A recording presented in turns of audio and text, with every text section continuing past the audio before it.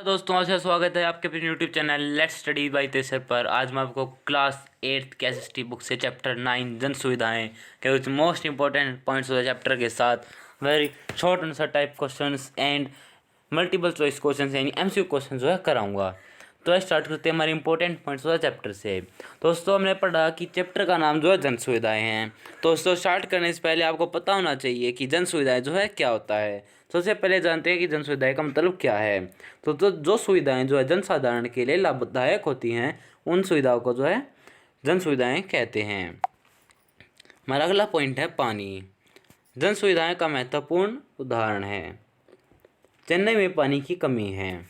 समृद्ध क्षेत्रों में पानी की कमी नहीं है बल्कि झुग्गी झोपड़ी वाले क्षेत्रों में पानी की कमी है।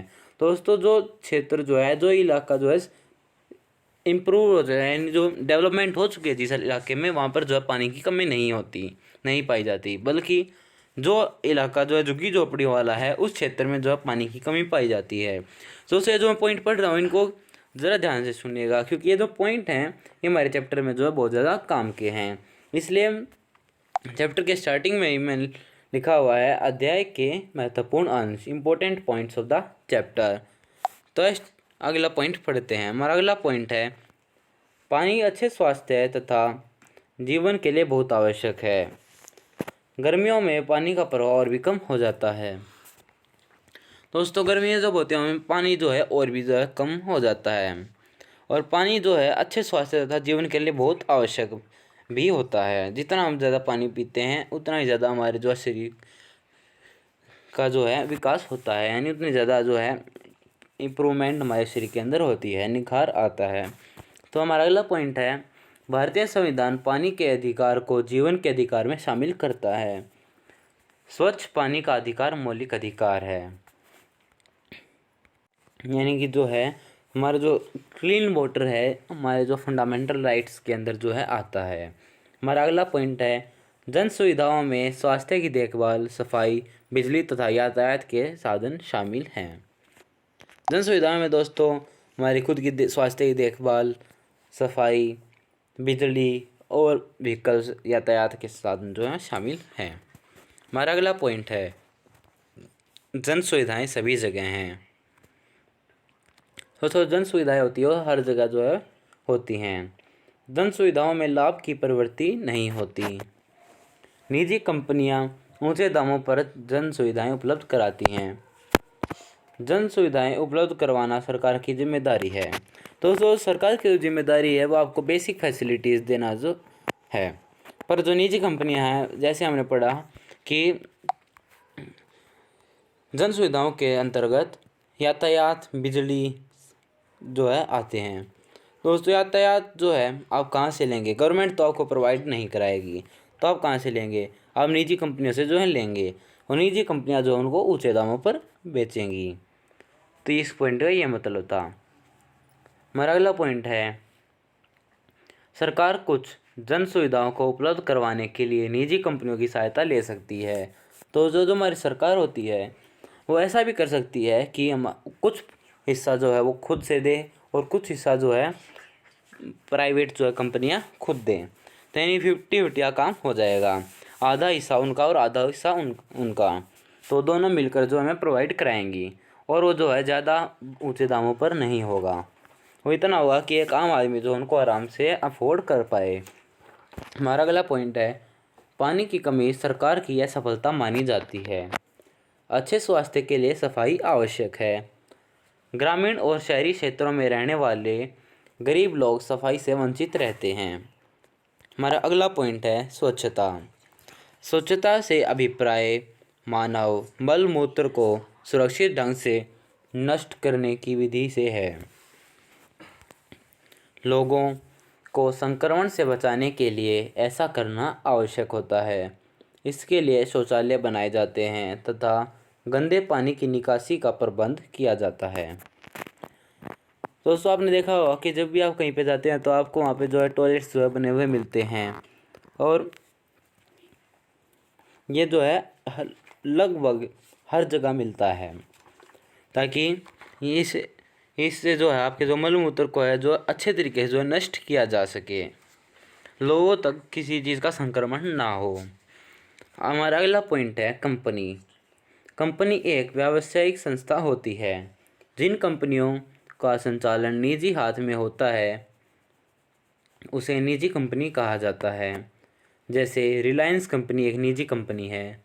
जो कंपनी सरकार द्वारा संचालित होती है उसे सार्वजनिक या सरकारी कंपनी कहते हैं, जैसे इंडियन ऑयल। सो दोस्तों इस पॉइंट में जो है हमें अच्छे तरीके से कंपनियों के बीच में डिफरेंस जो है बताया गया है। जैसे जो कंपनियां प्राइवेट कंपनियां होती हैं, यानी कि जो कंपनियां जो किसी एक पर्टिकुलर बंदे के द्वारा खरीदी जाती हैं और वो उसमें जो है डेवलपमेंट का कार्य करता है, उसे जो है प्राइवेट कंपनियां कहते हैं, निजी कंपनियां कहते हैं। वहीं दूसरी ओर सरकारी कंपनियां होती हैं, जिसमें जो है किसी भी कंपनी की जो भागदौड़ होती है वो सरकार के हाथों में होती है, वो किसी एक पर्टिकुलर बंदे के हाथ में नहीं होती, जैसे इंडियन ऑयल। और प्राइवेट कंपनी का उदाहरण है रिलायंस, जियो वो और भी अधिक। हमारा अगला पॉइंट है सार्वभौमिक पहुंच। सार्वभौमिक पहुंच का अर्थ क्या है? दोस्तों सार्वभौमिक पहुंच का अर्थ होता है कि जब प्रत्येक व्यक्ति का कोई वस्तु पूरी तरह प्राप्त हो जाए और वह उसका खर्च वहन करने में सक्षम हो। दोस्तों सार्वभौमिक पहुंच का मतलब क्या है? तो इसका मतलब होता है कि कोई भी चीज़ जो है आसानी से प्राप्त की जा सके, यानी किसी भी आदमी के जो है पॉकेट के बाहर ना हो, किसी भी आदमी की जेब के अंदर जो है वो चीज़ जो है सामान खरीदा जाए, उसे कहते हैं सार्वभौमिक पहुंच। हमारा अगला पॉइंट है मूलभूत सुविधाएं। खाद्य पदार्थ, कपड़े, मकान तथा सफाई इत्यादि जीवन की मूलभूत आवश्यकताएं मानी जाती हैं। तो दोस्तों इस पॉइंट से अभिप्राय है, तो दोस्तों मूलभूत सुविधाएं का अर्थ जो है सीधा साधा है। रोटी, कपड़ा और मकान, जो चीज़ें जो है आदमी के रहने के लिए आवश्यक होती हैं उन्हें कहते हैं मूलभूत सुविधाएं। जैसे खाने का सामान, कपड़े, मकान, सफाई इत्यादि जो है मूलभूत आवश्यकताएं मानी जाती हैं। हमारा अगला पॉइंट है विश्व में निजी पानी आपूर्ति के कुछ उदाहरण पाए जाते हैं। दोस्तों आगे चलते हैं हमारे अगले पॉइंट्स की ओर। हमारा अगला जो टॉपिक वो है multiple choice questions of the chapter. हमारा पहला क्वेश्चन है दोस्तों, जन सुविधाओं में शामिल हैं सड़कें, पानी, सार्वजनिक यातायात या उपरोक्त सभी। तो दोस्तों जन सुविधाओं में जो है ये सारे जो हैं शामिल हैं। हमारा अगला क्वेश्चन है निम्न में से क्या जीवन व अच्छे स्वास्थ्य के लिए आवश्यक है? शिक्षा, पानी, चिकित्सा सुविधा। दोस्तों इनमें से जो है जीवन के लिए, अच्छे स्वास्थ्य के लिए जो आवश्यक है वो है उपरोक्त सभी। हमारा अगला क्वेश्चन है सभी लोगों को जन सुविधाएं कौन प्रदान करता है? दोस्तों सभी लोगों को जन सुविधाएं जो है सरकार जो है प्रोवाइड करती है। ये हमने पॉइंट्स में पढ़ा था कि प्रोवाइड करवाना जो है सरकार का काम होता है। हमारा अगला क्वेश्चन है जीवन के अधिकार में शामिल है। जीवन के अधिकार में क्या शामिल है? दोस्तों हमारा अगला क्वेश्चन है जीवन के अधिकार में शामिल है। जीवन के अधिकार में क्या शामिल है? पानी का अधिकार, अच्छे स्वास्थ्य का अधिकार, शिक्षा का अधिकार या उपरोक्त सभी। दोस्तों जीवन के अधिकार में जो है ये तीनों चीज़ें जो हैं शामिल हैं। हमारा अगला क्वेश्चन है निम्न में से क्या लोगों की मूलभूत आवश्यकता है? खाना, मकान, पानी, रोटी, कपड़ा और मकान। दोस्तों मैं आपको बता चुका हूँ, तो उपरोक्त सभी जो है इसका उत्तर होगा। हमारा अगला क्वेश्चन है 2011 की जनगणना के अनुसार भारत की कुल जनसंख्या है 102 करोड़, 121 करोड़, 125 करोड़ और 130 करोड़। दोस्तों 2011 की जनगणना के अनुसार भारत की कुल जनसंख्या है 121 करोड़। हमारा अगला क्वेश्चन है किस देश में पानी की आपूर्ति निजी कंपनियों को सौंपी गई थी? दोस्तों बोलीविया ऐसा देश है जिसमें पानी की जो है कमी को पूरा करने के लिए ये टास्क जो है निजी कंपनियों को जो है सौंपा गया था। हमारा अगला टॉपिक है very short answer type questions. दोस्तों ये आज का हमारा आखिरी टॉपिक है, पर अगर आपको इससे कोई भी रिलेटेड समस्या आ रही हो तो कृपया हमारे टेलीग्राम चैनल पर जाके जो है आप कमेंट कर सकते हैं, या फिर हमारे यूट्यूब चैनल पर भी कमेंट कर सकते हैं। टेलीग्राम चैनल का लिंक आपको डिस्क्रिप्शन में प्रोवाइड कर दिया जाएगा। तो स्टार्ट करते हैं हमारे very short answer type questions.